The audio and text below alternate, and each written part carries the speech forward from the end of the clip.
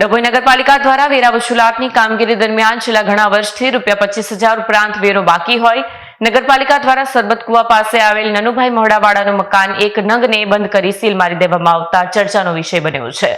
ડભોઈ નગરપાલિકા દ્વારા chief officer જય કિશન તડવીની સૂચના મુજબ નગરપાલિકા ઇન્ચાર્જ સેક્રેટરી મહેશભાઈ વસાવા, રાજેશભાઈ કટારિયા, મહેશભાઈ શિવમભાઈ જે તડવી, સંદીપભાઈ દરજી, કોપિનભાઈ પટેલ વગેરેનાઓ દ્વારા બાકી પડતા વેરા વસૂલાતની કામગીરી દરમિયાન ઘર નંબર 2, 13, 34 કુવા પાસે આવેલા નાનુભાઈ મિયાભાઈ મોહડાવાળાના ₹25,887 છેલ્લા ઘણા સમયથી બાકી પડતા હોય અને નગરપાલિકામાં ભરપાઈ ન કરવાને કારણે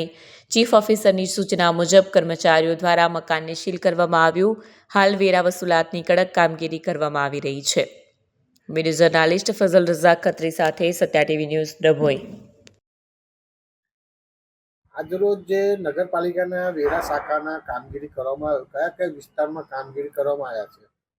આજરોજ ડભોઈ નગરપાલિકાના ચીફ ઓફિસર શ્રી જય કિશન તડવી સાહેબની સૂચના અનુસાર ડભોઈના વિવિધ વિસ્તારોમાં કે જેઓના મિલકતોના બાકી વેરા વર્ષોથી ભરતા ન હતા એવા મિલકતોને